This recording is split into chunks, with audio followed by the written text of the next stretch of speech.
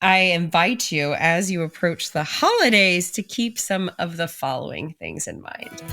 Hi, friend. Welcome to Gather and Growth, a show created for passionate, growth-focused rural women like you. From mindset work and building strong habits to exploring the unique joys and challenges of living rural, this is a show to leave you feeling joyful, inspired, and a little less alone.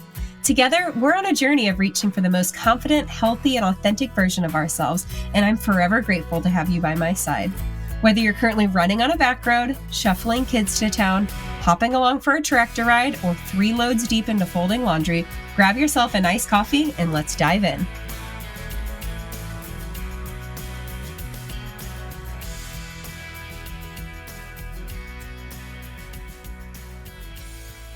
Hello and good morning. Welcome back to Gather and Growth. Here I join you from the floor of my bedroom because my mom is currently snuggling my baby in the living room, and I knew if she could hear me, she'd have a lot harder time going to sleep in Zilla's arms. So here I sit on the carpet with my water because I'm out of coffee, which is a crisis that I learned exactly in the moment that I wanted to drink it today. I've been trying intentionally to not drink coffee very first thing in the morning. They say it's better for like your hormones or adrenals or I don't know what. So I normally come in and drink coffee after my morning walk, which I did not go on today because it was raining and Andrew had to leave to go haul grain.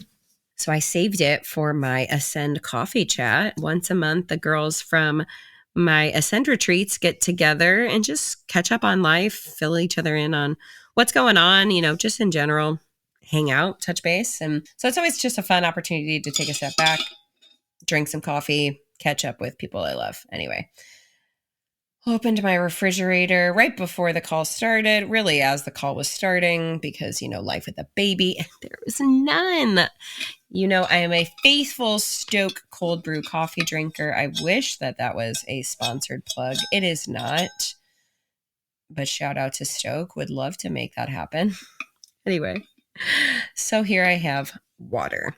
Otherwise, it is the holiday season, which is what we're talking about today, which is very fitting because I've spent part of this morning trying to figure out what in the world I'm going to wear to this like Christmas party fundraiser thing I am going to tonight. It is for the Quincy Children's Museum. Shout out to that organization. Go check us out online and on social media.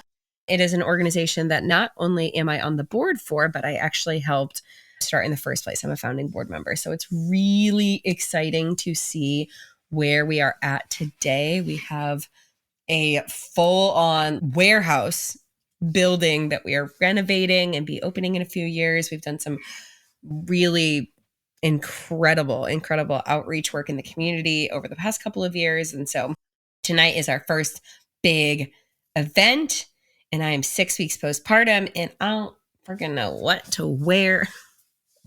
I do have 2 dress options. One is like a Santa dress that I literally found in the girls department at Walmart. And the other is a very cute, like bright navy velvet dress that I got at a boutique last year. Anyway, they're both great, but I don't know what shoes to wear because I wear sneakers all the time. And I don't really feel like I need to wear heels, but it's the only thing that looks normal.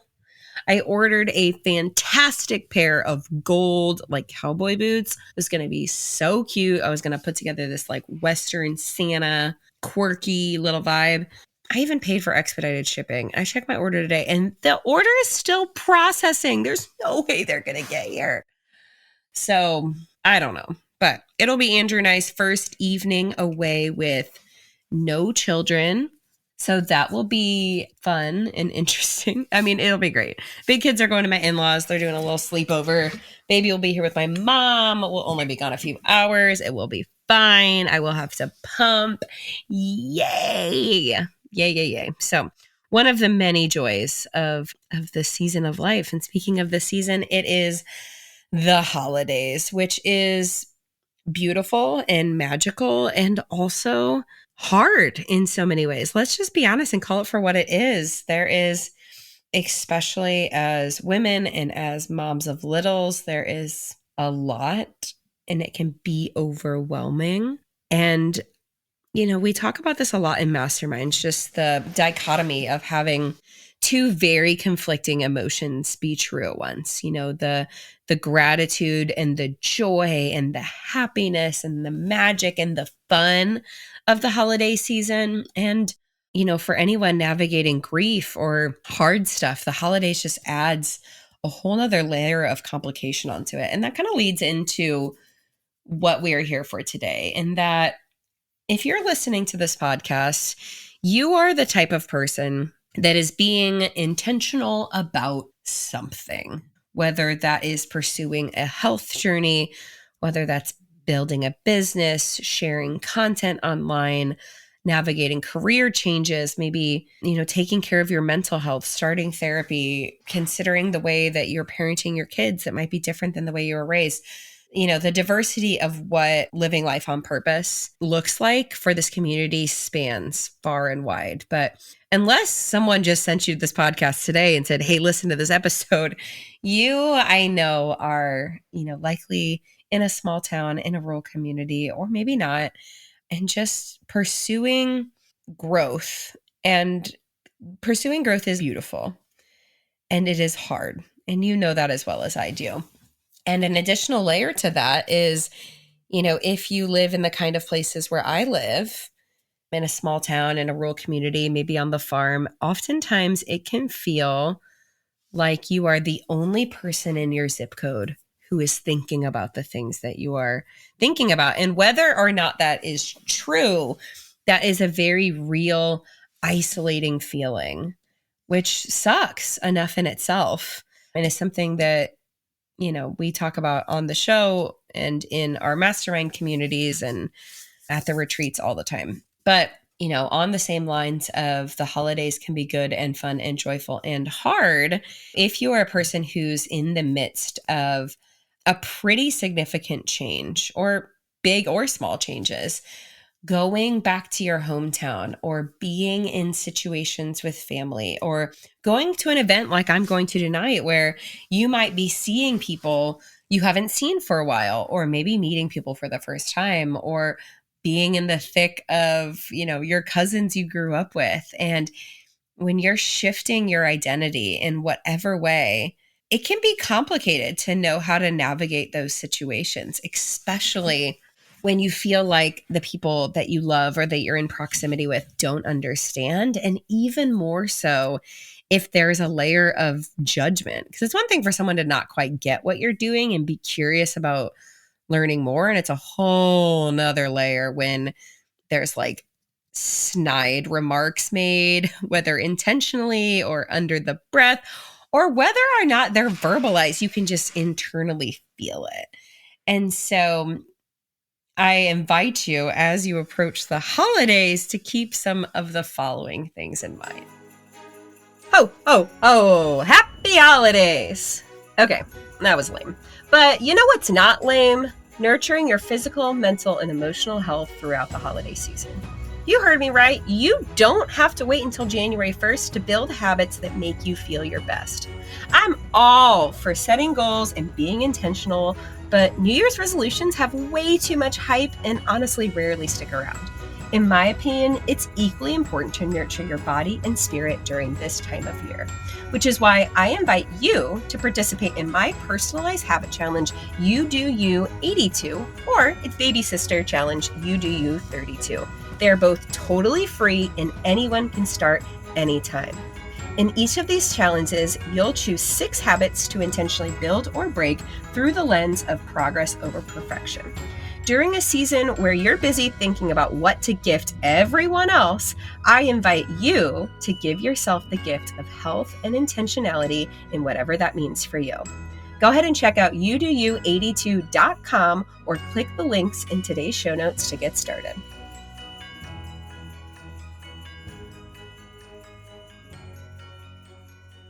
I just want to set the stage of like you're walking into a space. Maybe it's your childhood home. Maybe it's a gathering of people. Maybe it's like driving into your hometown and you have those feelings of like, oh my gosh, what are they going to say? How am I going to navigate this? Like, I don't even want to talk about it. Like, you're preemptively stressing about something you haven't even experienced yet. And then on top of that, let's be honest, if you're anything like me, you're bringing 3 kids into the situation who are already out of their routine, overwhelmed, overstimulated, oversugared, and it's just a lot. And so as you prepare for that space, I just want you to ground yourself in why you are doing the things that you do in the first place. Because those comments, that feeling only grows the more insecure you are. So if you're already feeling like, oh my gosh, I have no idea what I'm doing in my business, am I making a big mistake?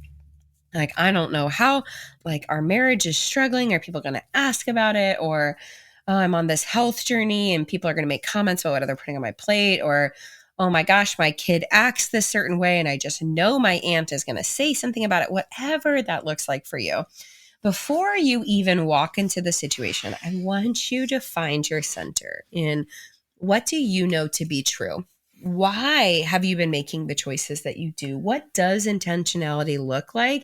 And what's the bigger picture in all of this? Because if you are already coming into a situation on the defense, everything is going to feel triggering, for lack of a better word. It's going to make you feel extra stressed. So, maybe that looks like having a conversation with yourself. Maybe it's having a conversation with your spouse. Maybe it's talking it out with your girlfriends. Maybe it's doing some journaling or meditating about it. But like, let's bring you back home to why you started this business in the first place, why you have been making the health choices you have, why you're in therapy, why you're doing the things that you do with your kids, why you're making these career choices. And I'm not going to list out every example every time I talk about this. So let's just like blanket statement as like your choices, your intentionality, your purpose, your passion, whatever it is. Okay. Copy and paste that into whatever your situation is. So I don't have to list them all every time. But, ask yourself, ground yourself, get really clear and confident on who you are and why you're doing the things that you do. Even if they feel shaky, even if you feel like you're lacking clarity, even if you're not 100% sure, the more rooted you can be in your intentions before you step into the space, the better. Okay, second thing is when you are in these conversations, just know more often than not, and I'm making some sweeping generalizations here, more often than not, people are also just looking for ways to make conversation. You're not the only one that feels awkward and uncomfortable, especially if you're with people you haven't seen in a while. And so when questions come up, it's not always a personal attack. It's perhaps from a place of curiosity. And even if that person has a very vastly different view or perspective or mindset than you do, they are likely not morally wrong in their ways. They are just on a totally different path and trajectory. So if you can put yourself in their shoes, approach conversations and remarks from a place of empathy of like, why do they believe that? Why would they come to that conclusion? What's bringing them to even say that out loud? Can give both you and them a lot more grace in how you progress the conversation moving forward. More often than not, they do not have bad intentions in mind in the conversations that they have. Even very negative comments, which often feels like it comes from the people we love the most. The way I've seen this played out in so much dialogue I've had with women around this is when we get down to the root of it, whether it's their parent or a different family member, they genuinely just want to see you safe. And anything that you do that's outside of what they know or understand feels unsettling and scary to them. And so, of course, they're going to default back to what they know to be true and what they have experiences with and what they believe as truth, because anything on the outside of that shines a light on either their fear or their insecurity or their lack of understanding. Of course, you can take it upon yourself to explain to them why it is that you believe what you believe to be the right thing. And when you do, I invite you to use I statements like I feel, or I know, or I believe, or I'm curious about, versus like you do this is wrong, like blah, blah, blah. Like that's immediately going to set up for a very tense conversation. And so, approaching conversations from a place of curiosity and maybe wanting to help them understand can be great. Or if you don't even want to go down that path of trying to bridge an empathy gap of understanding, you do not owe anyone an explanation for anything. So if something gets brought up that you frankly just don't want to talk about, you can say, I feel really strongly about the things that I'm doing and I'm not ready to talk about it in this type of situation. I ask that that conversation just be left out and so we can enjoy our time together. And if it keeps getting brought up, if people are continuing to prod and not respect that boundary, you can say, I really want to enjoy this Christmas dinner. I'm really not comfortable talking about XYZ. If this continues to get brought up, like I'm going to have to remove myself from the situation. I don't want to do that. That's just something that I need to do to take care of myself right now. Like as someone who loves me, I ask that you respect that. And I would really hope that someone would. But I don't know what your families are like. I don't know who you're dealing with. And if someone literally cannot hold that simple of a boundary of not bringing up a specific topic of conversation, then with all due respect, pack up your stuff and leave and go do something else. And that sucks. That majorly sucks. And so, going into that situation, I think you can also have some predetermined expectations, maybe with you and your spouse, of what you want that interaction to look like. And, maybe together come up with some ways that they can back you up. Because I think, especially if you're with your partner's family and someone starts saying something, like it can be really hurtful if you feel like you're the one defending yourself and maybe your spouse doesn't feel like your spouse is on your team. So, going into that conversation of how your spouse can support you, especially when it's his or her family, can also be super beneficial. Also keep in mind that no matter what anyone says or doesn't say to you during this holiday season or ever, you get to control whose opinions hold weight for you. There's the Brene Brown quote that we keep coming back to that's like, I'm not going to take opinions from someone that's like sitting in the cheap seats. If they're not in their arena getting their booty kicked in the same ways that I am, like I don't need to take their advice or their opinion with anything more than a half of a grain of salt. So just know that too, is like whatever conversation, whatever comments you are fielding, if they are not from someone who is on a similar trajectory, like you can let it just roll off you. The visual that comes to mind is like sometimes my husband puts like that really fancy stuff on the windshield. I'm sure there's a name for it. Go ahead and roast me if I butcher this, but it's like when it rains, it like immediately, like the raindrops just like go and like shoot off in opposite directions. You know what I'm talking about?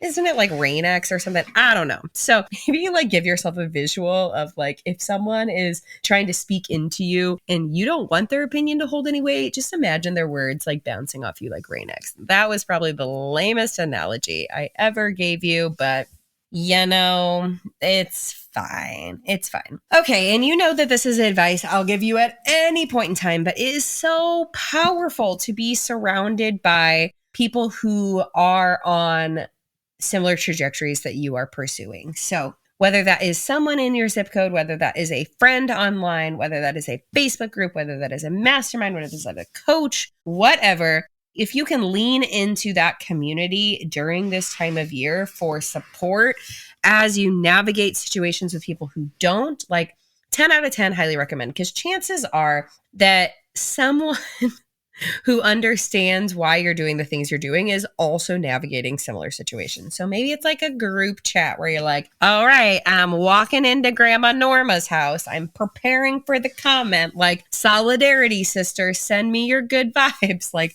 sometimes having that group chat to go check in on when you need a minute to go to the bathroom can be really great. But just know you are so not alone. And as you pursue growth and as you step into these new versions of yourself and are being intentional, that is always going to come with the people who have known you as different versions of yourself in your life, not fully understanding what this looks like. But at the same time, like, what a cool opportunity to show them this evolved version of you with new information and new perspectives. Like, don't dismiss the possibility that you being authentically yourself and you sharing what you're doing and why you're doing it, that the way that that can have an impact on someone else. The truth is, hearts are never changed by anger or arguments or,